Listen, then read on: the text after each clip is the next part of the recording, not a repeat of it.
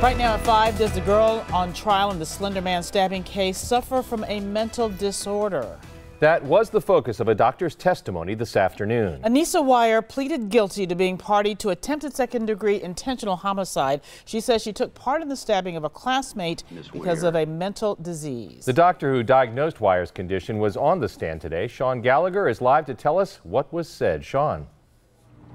Yeah, guys, it was remarkable hearing from this doctor today. Obviously, a lot of people know about this case and have formed some strong opinions, but for maybe the first time, we heard from a doctor that made you feel a little bit of compassion for what Anissa was going through during the time of this stabbing. Now, Dr. Melissa Wessendorf diagnosed Anissa Weier. She says she was desperate for friendship and was clinging on to the one she had created with Morgan Geyser at the new school. Now, Westendorf says Geyser's mental state rubbed off on Weier, and as a result, the two girls, really only having each other, had no checks and balances on the delusions they had in their friendship. Now, the defense argued the feelings they had for Slender Man were similar to the feelings kids have for Santa Claus, but with the reality of the creepypasta website, Dr. Westendorf says it was hard for Anissa to tell the difference, even to this day.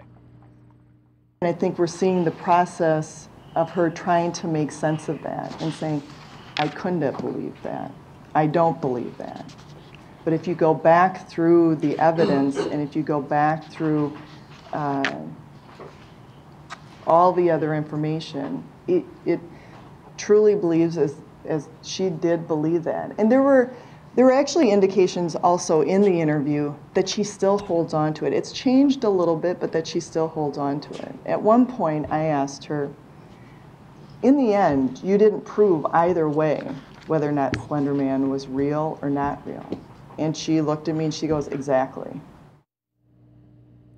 Now, the defense did try to poke some holes in this testimony today because the doctor had said this diagnosis is extremely rare, saying that it usually only happens between siblings, spouses, or maybe a parent and a child. But the defense came back and said that it just shows how special this friendship was. Live outside of the Waukesha County Courthouse, Sean Gallagher, today's TMJ4. Yeah, very interesting testimony. Sean, thank you very much.